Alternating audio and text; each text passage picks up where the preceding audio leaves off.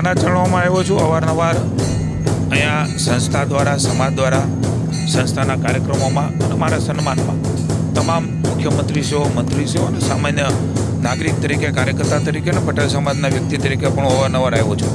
આજે પણ આવવાનું થયું છે। ત્યારે માના આશીર્વાદથી માની વડાપ્રધાન મોદી સાહેબે હંમેશા લોકોની સેવા કરવા માટે કંઈ પણ કરવું પડે એમના માટે હંમેશા સંકલ્પબદ્ધ હોય છે અને માર્ગદર્શન આપતા હોય છે। માની ભૂપેન્દ્રભાઈ પટેલના નેતૃત્વની અંદર એમના માર્ગદર્શન નીચે મારા વિભાગે ખૂબ મહત્ત્વનો નિર્ણય, જ્યારે હું કૃષિ પ્રધાન મને જવાબદારી આપવામાં આવી શીર્ષસ્થ નેતૃત્વ દ્વારા, ત્યારે પણ મેં સૌથી પહેલાં ભાવનગરમાં વાત કરી હતી। મને આનંદ છે કે કેટલાક કાયદા, નીતિ, નિયમ એમની વચ્ચે રાજ્ય સરકારે એક રસ્તો કાઢ્યો છે। કારણ કે ભારત સરકારના કેટલાક નિયમો છે, કેટલાક રાજ્ય સરકારના છે, પણ કિસાનોને ખાસ કરીને છેતરવાનું કામ જે લોકો કરી રહ્યા છે, માના ખોળામાં આવીને મને આનંદ થાય છે આ વાત કરતાં કે રાજ્યના કિસાનો માટે મારા વિભાગે અતિ મહત્ત્વનો નિર્ણય કર્યો છે। બિયારણ કે ખાતરના વેચાણમાં જે કાંઈ લોકો ગેરરીતિ કરતા હશે એ તત્વો હવે સીધા જેલ ભેગા થવાના છે। એમના માટેના કેટલાક નિર્ણયો અમારી સરકારે કર્યા છે। છેલ્લા 3 મહિનામાં લગભગ 54 લાયસન્સ કેન્સલ કર્યા છે, 2 પોલીસ ફરિયાદ કરી છે। ગુનાહિત પ્રવૃત્તિ આચરતા જે કાંઈ લોકો છે, જગતના તાજ સાથે એ ચેડા કરે છે, સંગ્રહખોરી કરે છે, ડુપ્લિકેટ માલ વેચે છે, ખાતરો ડુપ્લિકેટ વેચે છે, સબસિડીવાળા ખાતર બારોબાર જે લોકો આપી દે છે, એ તમામની સામે ઝીરો ટોલરન્સની નીતિ એ રાજ્ય સરકારે અપનાવવાનો નિર્ણય કર્યો છે। અને એના માટે પીબીએમ એક્ટ હેઠળ હવેથી કાર્યવાહી થશે। કારણ કે પીબીએમ એક્ટના ધારામાં આ કોમોડિટી આવે છે અને એટલા માટે પહેલીવાર ગુજરાત સરકારે આ પ્રકારનો નિર્ણય કર્યો છે।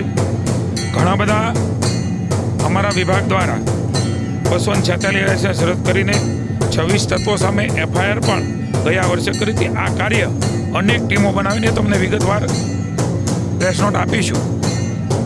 એ કામ તો શરૂ જ છે।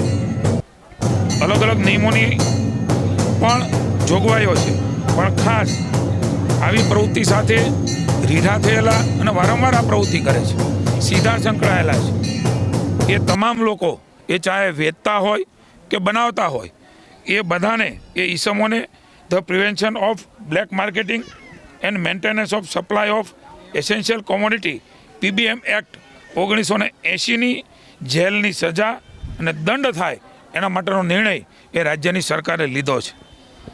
અલગ અલગ ટીમો બનાવીને અમારો વિભાગ કામ કરે છે, પણ મને જણાવતા આનંદ થાય છે કે આ પીબીએમ એક્ટ કાયદો એ આવશ્યક ચીજ વસ્તુ ગેરકાયદેસર વેચાણ કરી રહ્યા છે એમના માટે લાગુ પડે છે અને આ કાયદા હેઠળ તાત્કાલિક એમની ધરપકડ થાય છે।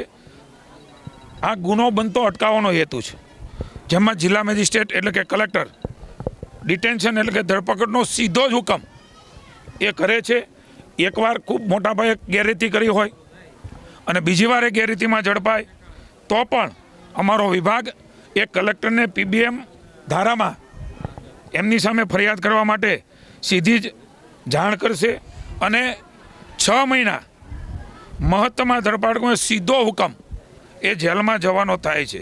6 મહિનાના સમયગાળામાં પીબીએમ કાયદા હેઠળ એડવાઇઝરી બોર્ડ દ્વારા તમામ પ્રશ્નો, રજૂઆત સાંભળીને એમાં નિર્ણય લેવામાં આવે છે। ગુનો દાખલ કરવો, પછી ધરપકડ કરવી, આવું આમાં કશું જ નથી। એટલા માટે આવો કડક નિર્ણય આ 6 મહિના બાદ ગુનાહિત પ્રવૃત્તિ હેઠળ જો નામદાર કોર્ટ ચાર્જશીટ દાખલ કરે તો એની સામે કાયદેસર પણ કાર્યવાહી કરવામાં આવે છે। હું તમામ લોકોને ચેતવું છું, આપના સૌ માધ્યમથી ચેતવું છું। અમારા ખેડૂતો સાથે એમના ખેતરમાં અલગ અલગ પ્રકારની ગેરકાયદેસર પ્રવૃત્તિઓ કરીને એમના પાક સાથેના જીવન સાથે જો ખેલવાડ કરશે તો રાજ્યની ભૂપેન્દ્રભાઈની સરકાર અને અમારો કૃષિ વિભાગ એમને પીબીએમ એક્ટ હેઠળ જેલમાં ધકેલતા પણ પાછા નહીં પડે।